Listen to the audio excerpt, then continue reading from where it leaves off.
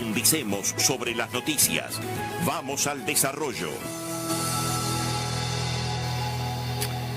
Gobierno unificó valores de infracciones de tránsito. Es el primer eslabón para aplicar licencia por puntos. El Poder Ejecutivo aprobó la unificación de los valores de las infracciones de tránsito de acuerdo a la propuesta realizada por el Congreso de Intendentes. El decreto fue firmado por el Presidente de la República el pasado 3 de octubre y determina cuáles serán las sanciones y los valores de las multas aplicables en los 19 departamentos. César García, coordinador del Sistema Único de Ingresos Vehiculares, el SUSIVE, y articulador entre los intendentes y el Poder Ejecutivo, indicó que este es el primer eslabón para poder implementar la libreta por puntos que está siendo debatida desde hace tiempo en el Congreso de Intendentes. En 2016 fue la primera unificación de los valores de multas, pasando de prácticamente 4.500 infracciones a poco más de 2.000. La aprobada la semana pasada es la segunda reducción y en total bajó la lista a un total de 221 infracciones. Esto no quiere decir que haya menos razones para ser multado, sino que los gobiernos departamentales aplicarán las mismas tipificaciones. Antes había muchas normas vinculadas con el exceso de velocidad, ahora están concentradas en una tipificación sin multiplicarse por 19, indicó el coordinador de SUSIVE a modo de ejemplo. Según explicó el técnico asesor, había mucha diferencia entre la tipificación de las inconductas y entre los valores cobrados. Para tener claro, las multas de Montevideo, Canelones y Maldonado, que eran las más caras del país, se fueron graduando y se bajaron para compasarlas con las multas de los departamentos que ponían multas más baratas, dijo García. El coordinador del SUSIVE estima que el nuevo marco normativo se aplicará a partir de noviembre. Además comentó que en los próximos meses habrá otros cambios en el sistema nacional. Se viene la matrícula digital, una modernización con el tema del control de las chapas clonadas y los vehículos clonados, y la licencia por puntos, dijo. Expresidente de la URSEC fue condenado por abuso de funciones tras acuerdo con Fiscalía. La Fiscalía de Flagrancia de Quinto Turno, a cargo de Diego Pérez, llegó a un acuerdo abreviado con el expresidente de la Unidad Reguladora de Servicios de Comunicación, Gabriel Lombide, que ocupará el cargo entre 2015 y 2020. De esta forma, el ex jerarca fue condenado a 12 meses de libertad vigilada, 2 años de inhabilitación para ocupar cargos públicos y una multa de 40 unidades reajustables, que son unos 65.000 pesos. La denuncia hecha por URSEC ante Fiscalía daba cuenta de que Lombide ordenó de forma directa quitarle la clausura a la radio Palmitas en Soriano. Mañana sin falta se debe devolver el transmisor y que lo que falte a Palmitas. Es una orden directa del directorio, decía el mail que envió el ex jerarca. Sobre esta situación existe un expediente administrativo que realizó la propia URSEC al realizar una investigación. El documento fue aportado a la Fiscalía. Un poco de paz sería bueno, dijo Juan Gómez, tras críticas a fiscales a las que calificó de hostigamiento. El fiscal de Corte Juan Gómez habló el lunes sobre las críticas que realizaron dirigentes políticos a la Fiscalía y al accionar de fiscales. Las críticas están bien cuando se refieren a la actuación del fiscal en un caso concreto. No creemos en corporativismos, señaló Gómez entrevistado. Sin embargo, Gómez sostuvo que cuando las críticas no tienen un sentido racional, lógico, es simplemente pensar que un fiscal adopta un posicionamiento pretendiendo favorecer a tal o cual partido. Eso nos parece críticas innecesarias. Su reiteración puede considerarse un hostigamiento porque es un día sí y otro también, aseveró en línea con el comunicado de la Asociación de Magistrados Fiscales del Uruguay. Con respecto a las críticas que él recibe, dijo que las soporta con naturalidad. Los fiscales son personas absolutamente apegadas a la ley y la Constitución, que hacen con esfuerzo una tarea fundamental en una sociedad, en una sociedad todos los días del año, añadió. El fiscal de Corte comentó que un poco de paz sería bueno, haría bien, nos situaría en una posición de Estado de Derecho más fuerte, más consolidado, evitando todas las suspicacias, comentarios a veces injustos, aseveró. Desde la semana pasada, los fiscales se declararon en conflicto, dejaron de atender a los abogados y el pasado viernes solo atendieron cuestiones de flagrancia. PIA, la tarjeta para los liberados que apunta a bajar la reincidencia delictiva. El Ministerio de Desarrollo Social comenzará a implementar a fines de noviembre el proyecto de inclusión asistida, PIA, destinado directamente a reducir la reincidencia de quienes cumplen su pena y salen de la prisión a través de apoyo técnico, social y económico. Se trata de un plan piloto que durante 7 meses asistirá a 420 presos recién liberados en forma progresiva. Durante este periodo recibirán la tarjeta PIA básica con un monto equivalente a 1.600 pesos mensuales que estará asociada al documento de identidad.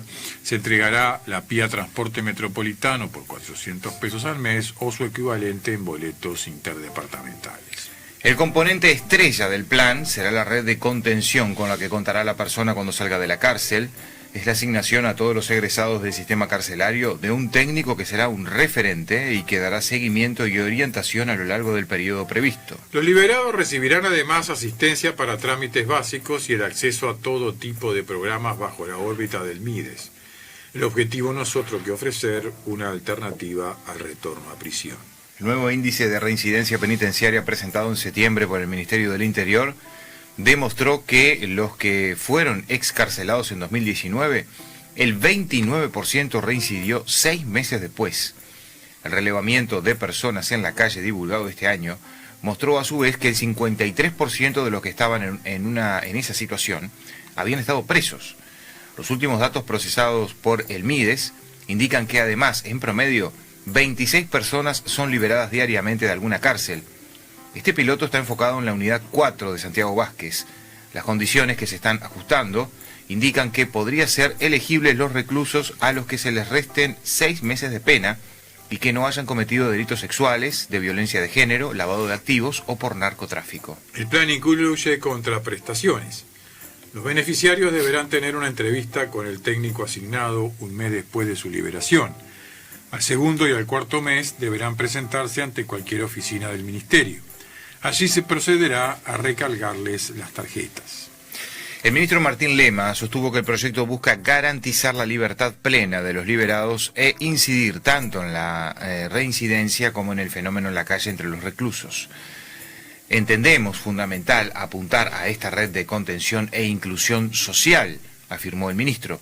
Lema agregó que transcurridos los 7 meses previstos, la Secretaría evaluará el impacto que este plan pudo haber logrado en ambos factores. En agosto de este año, el comisionado parlamentario Juan Miguel Petit le había planteado personalmente a Lema otorgarle algún tipo de prestación a las personas que salían de prisión como forma de facilitar su reinserción y evitar que, ante una situación de vulnerabilidad, tuvieran que volver a recurrir al delito para subsistir. También le sugirió que, en las instancias previas a su liberación, pudieran acceder a teléfonos celulares para favorecer el proceso de revinculación. Bueno, ojalá funcione, porque el tema de la residencia es un tema que se mantiene y en algunos casos empeora, ¿no? Y bueno, si el argumento es porque no hay oportunidades, bueno, que este sea un camino para empezar a buscarlas, ¿no? Rendición de cuentas presentó baja conflictividad. COFE aseguró que se alcanzaron los objetivos. El Senado terminó de aprobar el articulado de la rendición de cuentas que volvió a la Cámara de Diputados a la espera de unos 15 días para su aprobación final. En este contexto, las negociaciones presupuestales se destacó la baja conflictividad sindical relacionada con esta siempre polémica ley, comparada con meses anteriores y con el mismo periodo de 2018. Eloísa González, directora del Departamento de Estudios Organizacionales de la Universidad Católica, aseguró que septiembre cerró con menos paros relacionados a la rendición de cuentas que el mes de agosto, dado que se desprende del índice de conflictividad laboral que elabora el Instituto de Relaciones Laborales de la Universidad Católica. Al inicio de año nos imaginábamos que este semestre vendría más cargado, y al mirar el mes de septiembre el número de paros es menor que agosto, incluso menor que el mismo periodo del 2018, resaltó la académica. José Lorenzo López, secretario general de la Confederación de Organizaciones de Funcionarios del Estado, COFE, y vicepresidente del PIT-CNT, explicó que no hay medidas planificadas por este tema porque lograron su objetivo fundamental, que fue regularizar trabajadores del Estado con contratos precarios. Creo que esta rendición de cuentas será menos conflictiva. Nuestro objetivo fundamental era la regulación de los contratos precarios porque ya habíamos logrado la recuperación salarial con el convenio que tenemos firmado hasta 2025. El artículo 52 nos permite regularizar esos contratos tanto para la administración central como para los servicios descentralizados, comentó. En total se regularizarían casi 5.000 trabajadores con contratos precarios en funciones permanentes. De estos, casi la mitad pertenecen a la administración central y la otra a servicios centralizados. A modo de ejemplo, citó que en la administración de los servicios de salud del Estado, en ACE, se regularizarían unos 3.000 trabajadores. El dirigente aclaró que son casos que acrediten que ingresaron por concurso o proceso de selección. Todos tienen que haber acreditado algún proceso de selección por Uruguay Concursa o, cuando fueron contratados por alguna sociedad civil, ONG que tenga un proceso de selección que se pueda acreditar, afirmó. Al mirar a futuro, el secretario de COFE especuló con que el único detalle que podría desencadenar algún conflicto es el tiempo para la aprobación y ejecución de lo votado. Para que se procese esta regularización es necesario crear algunos de los cargos, cerca de 1.000, y esto vence el 27 de octubre. Hay otros que ya tienen la vacante creada o son servicios descentralizados. De todas formas, ya se está trabajando en Servicio Civil y Contaduría General de la Nación para que esto suceda, dijo. Como conclusión, el dirigente del PIT-CNT señaló que por ahora no hay movilizaciones planteadas y que dependerá del gobierno que eso pueda suceder. Nos vamos a Israel porque Israel pasa a la ofensiva y recluta a más de 300.000 reservistas para cercar Gaza.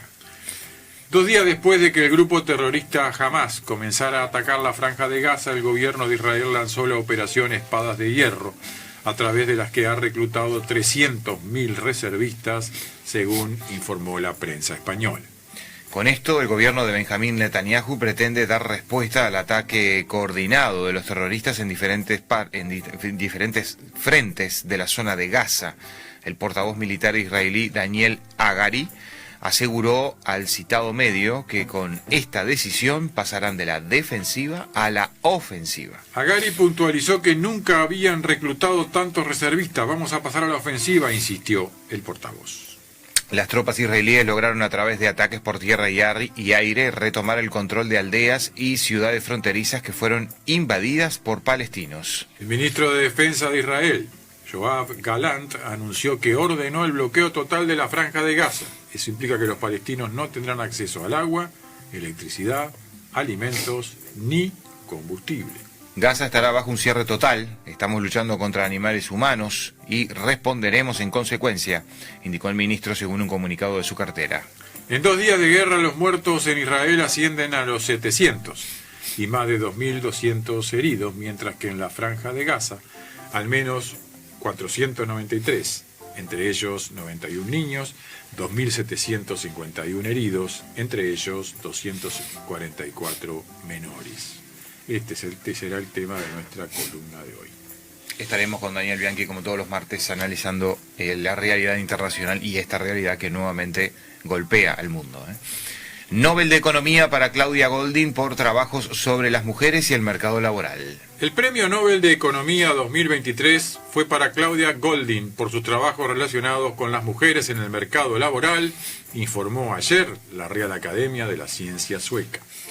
El premio a la estadounidense Goldin se le reconoce específicamente por haber avanzado en nuestra comprensión de los resultados de las mujeres en el mercado laboral.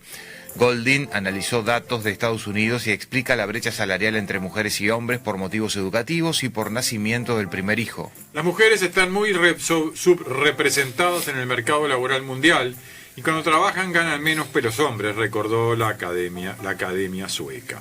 Goldin ha rastreado los archivos y recopilado más de 200 años de datos de Estados Unidos, lo que ha permitido demostrar cómo y por qué las diferencias de género en los ingresos y las tasas de empleo han cambiado con el tiempo. La academia reportó que a pesar de la modernización, el crecimiento económico, el aumento de la proporción de mujeres empleadas en el siglo XX durante un largo periodo de tiempo, la brecha salarial entre hombres y mujeres apenas se cerró.